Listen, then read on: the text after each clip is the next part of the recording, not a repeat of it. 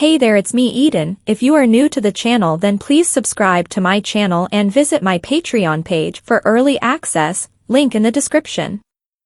I sat there for what seemed an age. To relieve the boredom, I occasionally swung my legs and reluctantly admired them. There was something in what Anita and Nikki had said. They did look good. After around 5 minutes, I heard footsteps on the stairs and framed myself for Anita's return. It wasn't Anita who came in, however, it was Maxine. "Hi," she said, coming in and oblivious to the surprise on my face. "You on your own?" "Yes," I replied. "Anita's talking to her boyfriend." "Oh, yeah, I saw them at the door," Maxine replied. She sat down on the bed next to me. "They're doing Lawrence up in the school uniform downstairs," she went on. "He looks terrific." I nodded, but I don't suppose he's enjoying it very much. "No," she agreed. "He doesn't seem as at ease about it as you." "Me?" I gasped. "Yes, you seem to have taken to it like a duck to water. You look as if you've been wearing a skirt all your life." I was shaken by the comparison. I hardly felt I made a more natural girl than Lawrence. Perhaps I could turn this around. Well, I haven't. And Lawrence looks prettier than me, I think. Maxine grinned. "Well, I don't know about that. You just think that because he's blonde, I suppose. Blondes have more fun, is that what you mean?" Maxine herself had brown hair, not a dissimilar shade to mine, or indeed the wig I was wearing. "Well, not exactly," I responded. "But he does look pretty." "Oh, I agree," Maxine replied. "But so do you." I felt myself blushing again, while Maxine continued to smile. "You've got a girl next door sort of appeal. Lawrence is more, I don't know, classical, I suppose." I was feeling decidedly uncomfortable with this discussion on the relative beauty of Lawrence and myself, but Maxine was oblivious to this. "All I was trying to say was that you look more comfortable with it, like you don't mind being a girl." My mind raced for a suitable reply. "Well, I've had to practice all weekend." "Lawrence has only just had to put anything on, hasn't he?" Maxine grinned even wider. "That's right. I'd forgotten that. God, you've been dressed as a girl ever since I saw you on the way to work yesterday, haven't you?"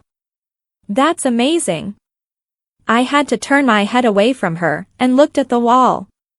It was true, I had been dressed as a girl for over 24 hours now. No wonder I was beginning to look as if I was used to it. "Do you fancy Anita then?" My mouth opened in renewed shock at this question. I had never confessed my love to anyone. "She's all right," I whispered in response. "Only I wondered why you let her get you to practice like this. Most boys don't like dressing as girls, really." My only reply was an embarrassed silence. I put my hands under my thighs so they wouldn't give me away by shaking, and stared at my tight-clad legs. "I've made you blush, I'm sorry," Maxine went on, putting a hand on my shoulder. "I didn't mean to pry." I smiled as much as I could in reply, but felt myself shaking. Maxine kept her hand on my shoulder for a moment, and then noted. "It must be hard sitting up here with her talking to John downstairs when you like her so much."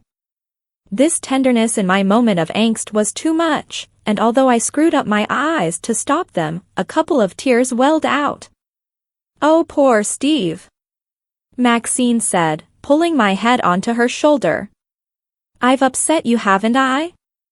"I'm so sorry." I allowed my head to bury itself on her shoulder and let the sobs run through me. I could smell her perfume and feel her under her jumper. We were like this when Anita burst back through the door. "Steve," she began, and then saw us. I pulled my head up fast, and Maxine took her arms away. "Honestly," she continued, her face brightening, "I can't leave you alone for a minute, can I?" I was heartbroken as well as embarrassed. I had expected at very least some show of jealousy on her part, but there was none. She continued. Listen, John wants me to go for a quick ride in his car. I won't be long, only about half an hour or so. Is that okay? I opened my mouth to speak, but no words came out for a moment. I'm sure Maxine will look after you, won't you, Max? Yes, sure, Maxine agreed. Anita continued to look at me for confirmation. Are you coming back here? I managed to say at last. Yes, I'll come and pick you up when we've finished. See you later. With that she left, and I felt even more forlorn than before. I'm so sorry, Steve, Maxine said, once Anita was out of earshot. That's not very nice, is it, leaving you all alone to go off and play with her boyfriend? I shook my head, but was determined not to cry again. I tell you what, it's my turn to cook the dinner. Why don't you come down and help me peel the vegetables, she suggested. I thought about this for a while. It was either that, or sit alone in her room for the next half hour, so, managing to smile, I replied. Yes, okay. We went back downstairs, and Maxine popped her head around the door to the living room. I'm just going to start on dinner, she said, while I waited in the hall. Oh my, she exclaimed. You do look nice, come and see Steve. I was reluctant to be a further witness to Lawrence's humiliation, but Maxine's urgent beckoning forced me to look around the door. There, standing in the middle of the lounge, was Lawrence with his hair now done up in 2 long plaits, and wearing a girls' school uniform. Nikki and Tanya were standing beside him looking extremely pleased with themselves, while their mother sat on the sofa reading a newspaper. Lawrence's eyes met mine in a look of resignation. Doesn't he look lovely? Tanya demanded. I had to admit that he looked fairly stunning as a girl, with his long blonde hair, thin frame, and short black skirt, but I did not want to add to his misery. He looks okay, I said. You're just jealous because he makes a better girl than you. Tanya said accusingly. He's going to win the contest and you're not. I don't know about that, Nikki put in. Steve's pretty hot as a girl too. What do you think, Maxine? Tanya demanded. I think they both look lovely, she said. And we'll only find out which one's prettier at the contest next Thursday. Steve's going to help me with dinner until Anita gets back, she informed them, changing the subject. Are you staying for dinner, Lawrence? No, he replied quietly. My mom's gone back to cook ours, she's picking me up in an hour or so. Oh right. And his mom says he can wear the uniform every evening till the contest. Isn't that good, added Tanya. I noticed Lawrence grimace at the thought. Come on, Steve, let's get dinner on, Maxine said to me, and we went out into the kitchen. I looked at the clock as we entered, it said 2:30. I figured Anita should be back by 3, which would give us ample time to have the discussion she wanted about our kissing. Maxine got me to peel the potatoes, which I managed without difficulty. We talked about school. Maxine had left the year before to work in an office. She asked me about some of her old mates, who were now in the 6th form. I didn't really know many of them, but answered her questions as best I could.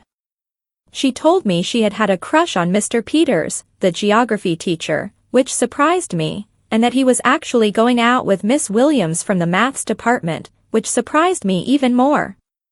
It was odd in a way, the two of us working away in the kitchen, her in a tatty pair of jeans and t-shirt, and me in my denim mini skirt and pink jumper, talking as if there was nothing amiss. We didn't mention the contest, or me looking like a girl once, as if it was the most natural thing in the world for me to be helping with the dinner dressed as I was. 3 o'clock came with no sign of Anita. We peeled some carrots and prepared some cauliflower. Maxine asked me what I was aiming to do when I left school. I hadn't really got a clue at that stage in my life and told her so. She told me about this bloke in her office whom she liked called George. Apparently he was 22 and in her words drop dead gorgeous. 3:30 came. Maxine put the meat into the oven and we decided to make some coffee. She went off to the lounge to take orders from the others while I filled the kettle. Once it had boiled, she took the cups through, while we had ours in the kitchen. I asked her where her father was. I had been half expecting his return at any time during the day, and was wary about what he might think of having 2 boys dressed in skirts in his house. Apparently he was a golf fanatic and was out all day playing with some friends of his. He wasn't expected back until 6 or so for the meal itself. 4:00 came, and with it the return of Jane Luce. Maxine let her in, and she went through to the lounge. I heard her apologies for being late picking Lawrence up. She was offered, and decided to have, a coffee, which Maxine made for her. Maxine rejoined me in the kitchen, and got out a clothing catalog to browse through. She asked me opinion on a couple of the outfits, one a white mini dress, and the other a black dress with a gold belt. I told her I thought the white dress was nicer, but she preferred the black one, saying she was too fat for the white one. She told me, much to my embarrassment, that the white one would look good on me. 4:30 came, and Lawrence and Mrs. Luce left. He looked really sorry for himself as he came in to say goodbye, wearing his girls' school uniform. We looked at each other in mutual pity for our current predicaments, and he was whisked away to go home. Maxine and I continued to browse the catalog. Nikki came through for a moment to see what we were doing, but didn't stay long. We came to the lingerie section, and in spite of my embarrassment, we stayed there for some time. 5:00 came, and I began to get worried.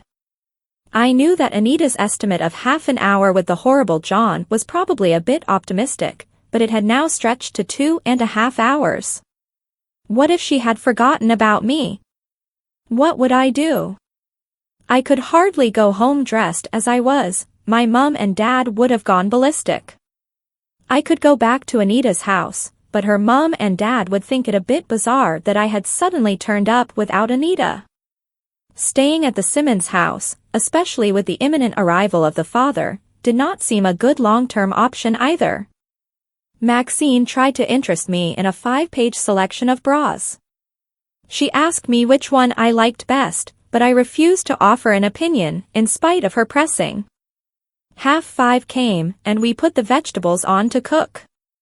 Maxine harried Nikki and Tanya to lay the table, and started to prepare some gravy. Everything was on target for the dinner to be ready for Mr. Simmons's arrival at 6:00, and I was no nearer resolving my particular dilemma. Mrs. Simmons asked if I wanted to stay for dinner, but I refused, saying that I was eating with Anita, which I hoped was still true.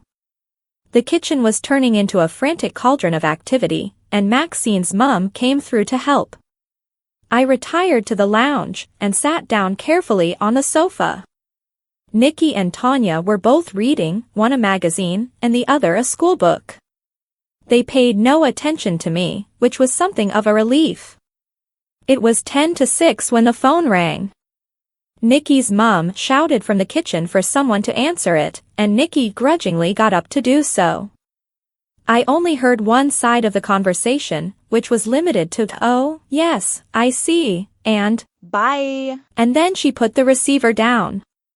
"That was Anita," she said to me. "She's got home now. Can you go and meet her there?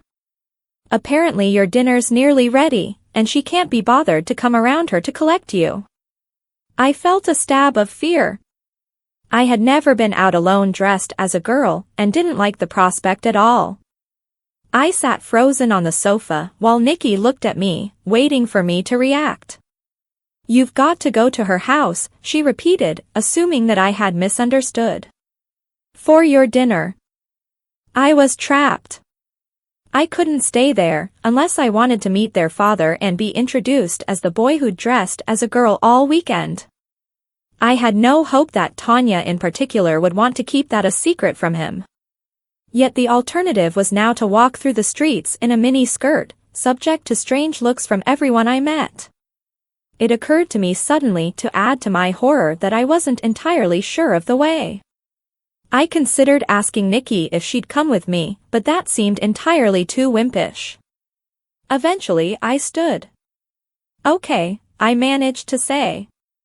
"I'd best say goodbye to your mom and Maxine." I went out into the hall to collect my bag and said my goodbyes. Nikki opened the door for me. "See you on the train tomorrow," she said, "although I suppose you won't be dressed as nicely." "No," I agreed, looking forward to the moment when I would be able to dress as a boy again. Then the door was shut, and I was on my own. The path to the gate seemed interminably long, so much longer than it had when Anita had been with me the day before. I eventually reached the gate, and turned in the direction I knew we had arrived from. Bracing myself, I tried to look as inconspicuous, and indeed feminine, as I could manage. The deliberation I put into this actually made it more difficult rather than easier to walk in my skirt and heels. I stumbled, and cursed under my breath. To make matters worse, it seemed to me that the entire population of the town had chosen that moment to take a walk. 3 people with dogs walked past me in the space of a couple of minutes, and stared at me in what to me appeared a hostile manner. I tried to walk faster, but the skirt and boots conspired against me. My breathing was fast and shallow, and I felt my cheeks glowing with my anxiety. Please subscribe my channel for the next part.